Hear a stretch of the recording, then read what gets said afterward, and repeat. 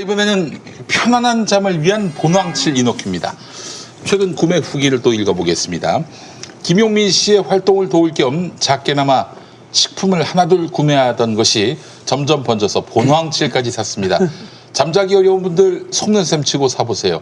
어떤 귀한 약을 드셔도 별 반응이 없으시던 제 어머니가 효과를 느끼신다고 합니다. 좋은 생약 처방을 찾은 것 같아 신납니다. 생약이 뭡니까? 살아있는 약입니다. 화학 성분의 그런 약이 아니라 말 그대로 자연의 재료로 만든 약 아니겠습니까? 부작용 있을 수가 없는 겁니다. 자, 또 다른 구매 후기를 보겠습니다. 잠이 쿨쿨 오지는 않지만 안 먹을 때보다는 잠을 좀 잡니다. 그래서 3박스 한꺼번에 구매하고 있어요.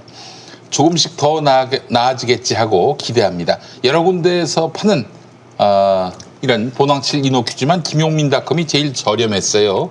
3달 더 다 먹어보고 또 후기 남길게요. 감사합니다. 3달 지났는데 3달 전에 올린 거예요. 지금 연락이 없는 거 보니까 3달째 자고 있는 게 아닌가 강력하게 의심을 하지 않을 수가 없습니다. 네, 농담이고 농담입니다, 여러분. 자, 3달 동안 잠을 자면 뭐 그는 일반 의사로는 어렵고 장의사가 와서 한번 곰이죠, 곰. 3달 동안 자는 겨울 잠자는 곰이죠, 곰. 자, 그래요. 자, 잠이 부족한 분들은 많지만 보통은 잠잘 시간이 부족해서가 아니라 꿀잠을 잘 수 있는 몸 상태가 아닌 분들이 많습니다.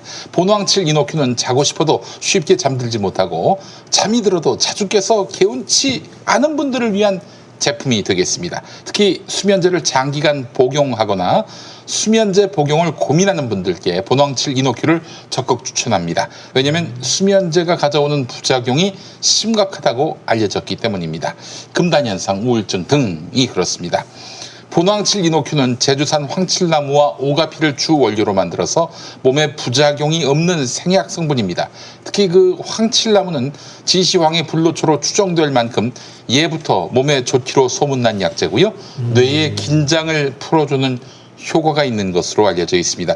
잠 때문에 고통받는 분들은 딱 한 달 동안만 본황칠 이노큐를 잠자리 들기 전에 따뜻한 물에 타서 드셔보시기 바랍니다. 오직 김용민닷컴에서만 압도적 최저가로 판매하고 있습니다. 정가는 8만 원이고 인터넷 최저가는 59,900원이고 김용민닷컴 가격은 52,000원. 여기가 제일 싸요. 네. 자, 추석 선물용으로 더욱 저렴한 가격 52,000원에 판다고 그랬는데 이거 추석 이벤트로 52,000원이 아니라 5만 원. 자, 그리고 3박스는 15만 원이 아니라 14만 7천 원. 네, 정말 대단합니다. 예, 그렇잖아요. 딴 데서는 이게 2개 정도 가격이 되는데 저 김용민닷컴에서는 3개를 드릴 수 있습니다. 정가로 따지면 2개 16만 원인데 3박스에 14만 원이면 한 박스에다가 현금을 13,000원 얹어주는 거네요. 그러네요. 여러분, 본황칠 이노큐 김용민닷컴에서 사셔야 합니다. 향기만 맡아도 잠 오는 것 같아요. 아, 그렇습니다. 아니, 저 포장만 봐도 잠이 옵니다. 포장만 봐도. 이걸 추석 선물로 주면은 네. 추석 그 제사 지내고 온 가족이 그냥 먹고 자는 거예요. 아, 그렇죠. 예. 그래서 사실은 이제 시어머니한테 드린다는 소문이 있어요. 아, 시어머니한테. 좋습니다. 시어머니 선물로 최고네. 그렇습니다. 아니, 근데 저 추석 때 시어머님이 밥에 타는 분도 있을 수도 있어요. 아니, 시어머니가 건강하게 주무시는 거니까 얼마나 그렇죠. 좋은 일입니까, 여러분. 시월드 가서 본황칠 이노큐 선물하시고, 그냥, 시월드 가서 씨암탉 잡아갖고 이걸 확 집어넣어갖고 이렇게 한 마리 구워드리면 되겠어요. 아, 좋습니다. 황칠나무, 이 자연 성분입니다. 여러분, 편안한 잠을 위한 본황칠 이노큐 많은 사랑 바랍니다. 고맙습니다. 인공지능 로봇이 사람의 일자리를 대신할 것이라는 예측이 나오고 있습니다. 와, 이런 미래에 사람은 도대체 어떻게 되는 거야? 경기도는 생각합니다. 세상이 바뀌어도 사람은 먹고, 자고, 일하고, 놀고, 사람답게 살아야죠. 이것이 기본소득이 필요한 이유. 기술이 앞서간다고 사람이 잊혀지면 안 되니까. 사람을 사람답게. 기본소득. 추미애 법무부 장관에 대한 이런 언론과 야당의 공세, 너무 복잡해가지고 뭐가 뭔지 모르겠어요. 근데 뭐 제가 봤을 때는 그 의도가 너무나 뻔하고 그 뒤에서 이런 논란을 부추기는 세력이 누군지 빤히 보이지 않습니까? 전 그래서 아예 뭐 무슨 기사가 나와도 뭐 관심을 두지 않았는데 어때요? 그 통상적으로 봤을 때는 이제 법의 제재에 대해 갈 만한 수준의 것들은 거의 없는 것 같아요. 그 조국 전 장관하고 거의 비슷하네요. 더 약하죠. 사실. 더 약하다. 약하죠. 더 약하다. 약한데 이제 예. 이게 이 자식의 군대의 문제니까 이 국민 감정선을 건드려서 이렇게 아니 이게 예, 박주신 치고 씨 들어오는 건도 거죠. 그런 거 아닙니까? 박원순 시장 괴롭히려고. 그렇죠. 예. 그 입시 아니면은 그 군대 요 두 개. 그 입시는 지금 조국 전 장관이었고 네, 군대 이거 저 추미애 장관. 아 이거 쉽게 뭐- 말하면 이런 거예요. 저기 아들이 군대 가서 병가를 내 가지고 치료를 받았는데 아유 뭐 상태가 안 좋아서 병가를 좀 더 해주시면 안 되겠습니까? 이러니까 병가 안 되는데요. 그러니까 아유 그럼 어쩔 수 없죠. 내가 가지고 있는 휴가 써야죠. 이게 전혀 이게 성립이 안 된 거야. 예, 그런 상황인 거고 아 우리 아들이 영어 좀 하는데 뭐 평창 동계올림픽 그런데 못 간 거야. 이것도 성립이 안 된 거예요. 네. 쉽게 말하면은. 예. 그리고 아시겠지만은 그 이 병과 자체가 아주 뭐 옛날식으로 표현하면 좀 헐렁한데잖아요. 네. 헐렁한데 전화하고 뭐 TV 보고 이런 거 다 그 병사들끼리 SNS 다 했다고 하잖아요. 네. 예, 그런 부대니까 그런저런 이야기가 이제 전달이 된 거지. 아, 뭐 영어 잘하는데 뭐 이런 이야기 됐는데 뭐 안 돼 이렇게 잘라버리고 뭐 이런 상황들이기 때문에 어쨌든 뭐 범죄적 요건이 성립된 거는 뚜렷이 제가 보기에는 뭐 제가 변호사는 아니지만 그런 건 없는 것 같은데요. 아니 없다면은 뭐 또 논란에 불과한 건데 지금 언론들이 집요하게 물고 늘어지고 있고 이걸 또 야당이 받아주고 있단 말이에요. 네. 아, 이게 일단- 근데 이게 말이죠. 그 저는 이 추미애 장관으로 그치는 게 아니라 자기들에게 그 눈밖에 난 정치인들 그들을 길들이고 혹은 뭐 그들로 하여금 일을 못하게끔 괴롭히는 이 수단으로 너무나 많이 오용돼 왔는데 계속 이걸 뭐 무한 반복하는 것 같아서 너무 좀 안타깝고 화가 나고 그렇습니다. 그러니까 이게 예전에는 네가 눈을 깔지 않으면 너의 뺨을 치겠다 이랬거든요. 우리나라 언론이. 네. 근데 이제는 네가 눈을 깔지 않으면 네 자식의 발을 부러뜨리겠다 이렇게 돼 있는 거예요 지금 상황이. 그러네요. 예. 그러니까 이제 보면 이 아들이 2015년 5월에 왼쪽 무릎을 수술을 합니다. 근데 이때 엄마가 국회의원일 때죠. 그랬는데 2016년 11월에 카투사로 입대를 하는데 이때는 엄마가 당대표를 할 때예요. 네. 근데 중요한 건 2016년 11월에 입대를 카투사에 하면 11월에 응모를 한 게 아니고 2016년 TO가 2,000명인데 그 2,000명 TO 선발은 2015년 11월에 다 합니다. 그러니까 2015년 11월에 2016년 카투사 그 응모자를 뽑아요. 그럼 그 중에서 토익 성적 기준으로 780점 이상인 사람들을 뺑뺑이를 돌려갖고 그냥 랜덤으로 선출하는 거예요. 그러니까 누가 될지 알 수가 없어. 그러니까 이 친구는 어머니가 국회의원을 하고 있을 때 당대표로 나갈 생각인지 없는지 알 수 없을 무렵에 어쨌든 무릎은 아프지만 군대는 가야지라고 해서 5월에 수술한 친구가 11월에 기특하게도 카투사에 응모를 한 거고 뭐 수술 회복 등 기간을 생각해서 다음에 11월로 입영을 신청을 했을 텐데 카투사는 본인이 원하는 달에 입영을 하게 해줍니다. 그 해. 11월에 입대를 했고 그 다음에 이번에 또 오른쪽 무릎이 나가서 네. 오른쪽 무릎을 수술을 하러 가서 열흘 수술을 받고 낫질 않아. 그래서 어떻게 할까요? 그랬더니 야 그럼 병가 너 쓰려면 병원에서 진단서 끊어서 보내라 이렇게 된 거예요. 그래서 두 번째 휴가를 병가를 내놓고 그러니까 진단서를 끊고 병가를 내는 게 아니라 아파서 병원에 누워 있으니까 일단 병가는 한번 연장을 해주고 진단서가 나오니까 이 진단서를 이메일로 보냈어요. 보내라고 하니까. 그런데 언론에서는 휴가서를 이메일로 제출했다. 이게 무슨 대단히 큰일이 난 것처럼 얘기하지만 병원에서 받은 진단서를 어떻게 보내? 퀵으로 보내나? 아니면 현장에 가나? 그렇게 해서 한 번 더 열흘 9일 연장을 하고 원래 사병에게 주어진 병가가 30일이라서 한 번 더 연장을 이 실밥 빼고 이제 고통이 계속돼서 어떻게 했으면 좋겠냐고 하니까 부대장이 병가 더 쓰지 말고 네 개인 휴가 써. 그래서 그렇죠. 나흘을 지금 쓴 거거든요. 근데 여기서 제일 중요한 거는 연대 통합 행정 시스템이라는 게 국방부에 있습니다. 이건 카투사에 있는 게 아니고 연대 통합 행정 시스템에 지금 말씀드린 두 번의 휴가와 본인 4일 휴가를 쓴 것의 부대장의 결제 기록이 전부 다 남아 있어요. 근데 다만 카투사 규정상 진단서가 들어오면 1년만 보기 안 하고 폐기하도록 돼 있기 때문에 네.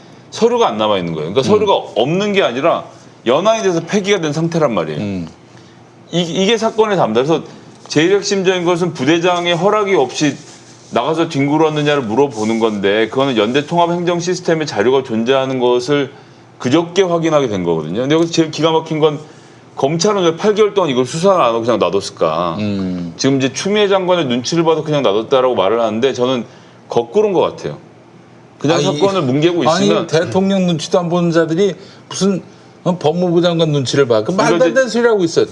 이것을 검찰이 수사를 안 해야 언론과 야당 정치인들이 논란으로 키워갈 수 있는 과정을 밟을 수 있었기 때문에 그렇게 해서 그 과정을 밟은 것이고 그래서 지금처럼 뭐 말도 안 되는 지연 말단적인 것을 들추고 나오는데 최근에 봤던 기사 중에 제일 제가 경악한 것은 신병 입소대대에서 그 무슨 어디 뭐 용산으로 보내달라는 로비를 했는데 그 로비를 뭐 거절하고 40분 동안 면담을 했다라고 말을 한 그 대목 있지 않습니까? 그 대목을 보고 사람들이 지금 흥분을 하던데 보니까 수료식에는 그 서 씨의 수료식에 90살 먹은 친할머니하고 그 다음에 아버지하고 삼촌하고 이렇게 와서 아들이 부대 훈련하고 수료식을 간 거예요. 식당에 모여서 100명이 넘는 그 부모들이랑 신병들이 모여 있는 자리에서 추첨을 했고 그 과정에서 그 사람이 소위 말하는 그런 연설을 했다는 거예요. 이거 뭐 다 추첨해서 뽑는 거지 뭐 당신 어디 가고 뭐 용산 가고 이런 거 해줄 수 없어. 그러니까 보도에는 이 사람이 혼자 앉아서 할머니랑 그 서 씨의 아버지랑을 앉혀놓고 면담을 한 것처럼 이야기를 했지만 사실 이것이 이루어진 장소가 그냥 그 모든 가족들이 함께 있었던 자리여서 공개적으로 모든 사람들한테 한 얘기가 교묘하게 포장돼서 40분 동안 설득한 것처럼 나갔다는 것이 정말 어이가 없는 거죠. 예. 그래서 뭐 이건 전 뭐 더 볼 것도 없고 네. 연대 통합행정 시스템의 부서장의 결재가 남아있는 이상은 따로 시비 걸 수 있는 소지가 없는 문제라고 봅니다. 그러니까 뭐 끊임없이 의혹을 만들어내 가지고 꼬리에 꼬리를 물고 사건을 만들어내잖아요. 아 이게 참 너무 좀 이게 안타깝더라고요. 아들 입장에서 보면 네. 이제 개인적인 입장에서 억울하지 이제 군대 못 가는 거잖아요, 사실은. 그건 연골 수술했으니까. 그리고 못 가는 수준인데 안 가도 되는 거죠, 사실. 안 가도 되는 수준인데 어머니가 정치인이니까 아, 누를 끼치기 싫다. 그다음에 또 가출사는 좀 가면 또 이렇게 나중에 취직에 또 그런 게 있거든. 게다가 카츠에 지원을 떨어졌으면 그냥 일반 그렇지. 병으로 가야 되는 거예요. 일반 병으로 못 가는 거죠. 이제 그 무릎 때문에 못 가는 예. 일반 병으로 못 가는 거죠. 가출사 외에는 이 친구는 못 가는 그 이제 이 신체인 거죠. 그런 상황에서 갔는데 이제 이 가출사라는 데가 좀 느슨하잖아요. 그래도 관리 자체가 미군 관리가 되고 이러니까. 제 동생도 카투사에 갔는데 5시만 되면은 뭐 얄짤없이 그 저기 일과가 끝나가지고 선임병하고 맞담배도 피우고 뭐 제 동생이 담배를 피운 건 아니지만은 뭐 굉장히 자유로운 분위기가 보장된다고 합니다. 우리는 이제 사실 제2의 또 고충이 시작되지 않습니까? 내무반에서. 그렇죠. 예. 미국은 좀 다르더라고요. 근데 예. 어쨌든 이런 부분은 있는 것 같아요. 이제 100번 양보하면은 이 옛날 부모들이 있으면 아이고 뭐 우리 애 갔는데 뭐 고생하는데 뭐 그렇습니다. 뭐 이 정도 있을 수 있지요, 사실은. 네, 네, 이제 네. 그 정도 차원들이 이게 어떤 식의 뭐 압박을 받았다 이렇게 이제 억지로 만들어내는 측면이 있는 것 같은데. 예. 그래서 저는 이런 생각도 들어요.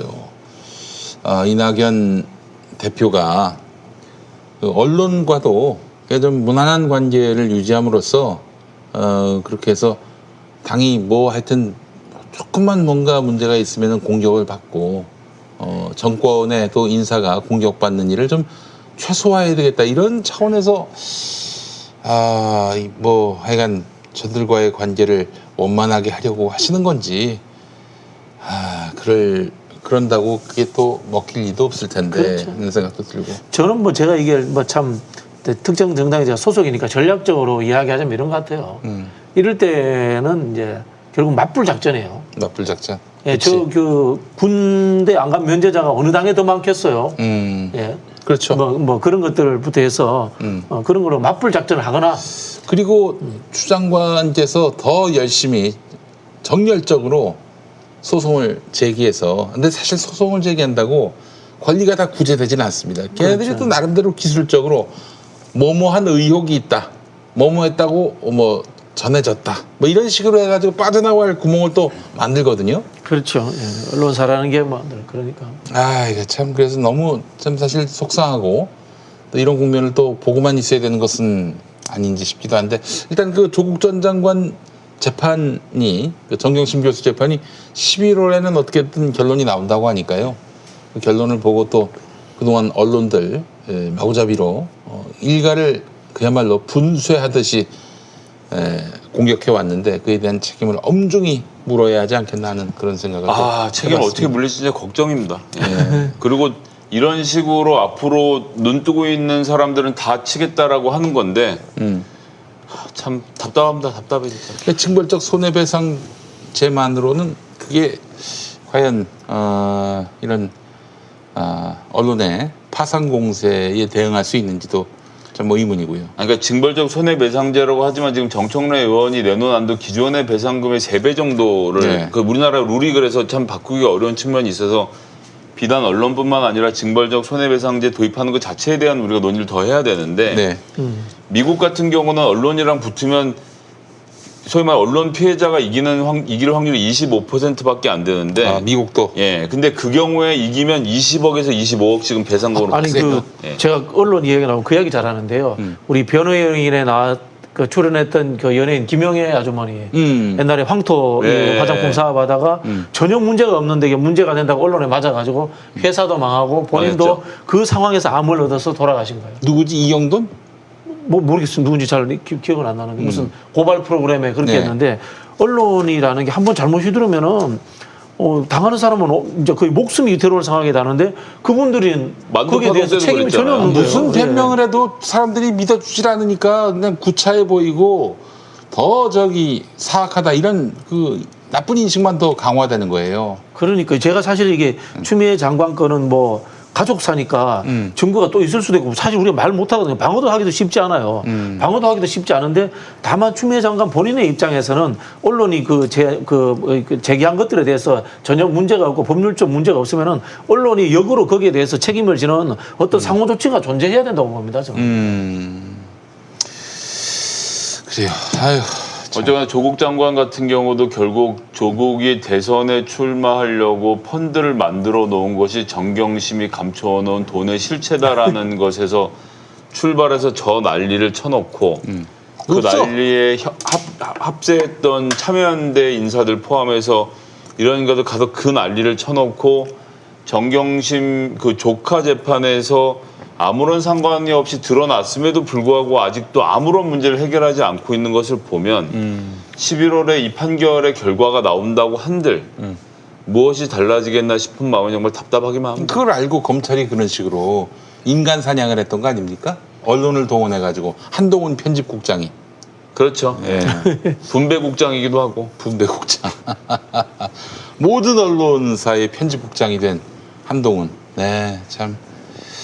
답답하네요. 좀 답답한 마음을 또 하나 피력하자면 다 임명직인데 좀 싹수가 놀았다 싶을 때 그냥 바로 쳐내는 게 어땠을까 하는 생각을 좀 해보고요.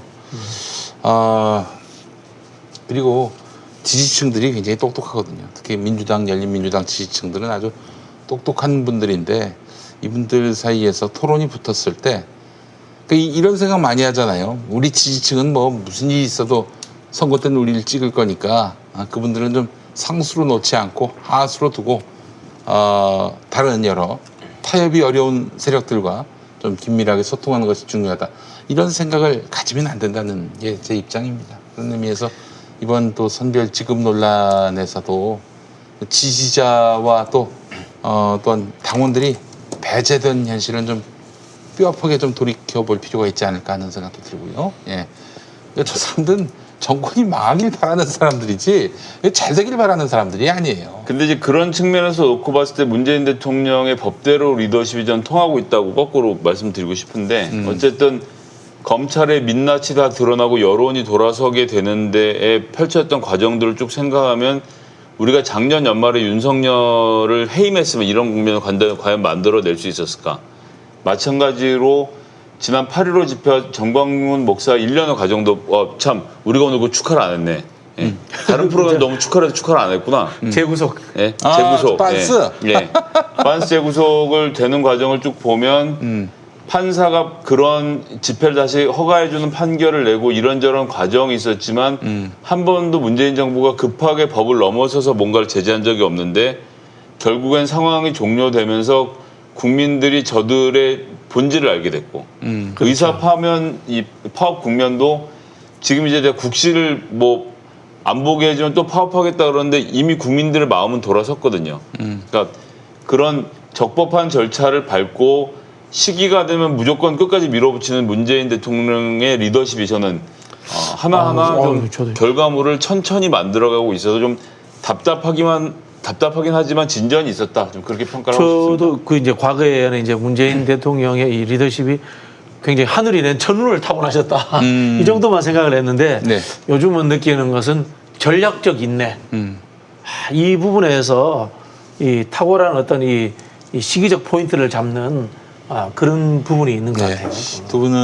두 분이 그렇게 생각을 감히 하시고 제가 함부로. 두 분 말씀에 많은 부분도 공감도 하고 동의도 됩니다만은 저는요 그러다 속이 새카맣게 탔습니다. 네. 그것도 말씀드릴게요. 속이 새카맣게 탔다. 그것도 뭐, 예. 제 속이 새카맣게 탄 게 뭐가 중요하겠습니까만은 아니 그렇게 해서 타서 이제 숯이 돼야지. 아니 탄 불꽃이 확 지지자분들이 튀어요. 많죠. 예. 맞습니다. 그것도. 타서 숯이 돼야지 불꽃이 확 튀어 진짜. 예. 아니, 그러니까 이제 사실은 이제 180석을 몰아주신 거에도 그런 맥락이 있을 거예요. 워낙 대통령이 소수다 보니까, 뭐 여소야대다 보니까 할 일을 못 하시는가 보다라고 이렇게 밀어주셔서 180석을 얻은 건데, 여당이 잘해야 합니다. 그건 뭐 민주당이 엄중하게 생각하고 움직여야죠. 다음 대선도 또 다가올 또 재보선도 그리고 대선 지나서 지방선거도 다 이길 것이다 이러지 마시고 권한을 많이 맡겼을 때 그 권한을 적재적소에 쓰도록 해야지 뭐 하여간 우리에 대한 사랑은 변치 않을 것이야. 벌써 4번째 큰 선거에서 연거푸 이긴 거 아닙니까?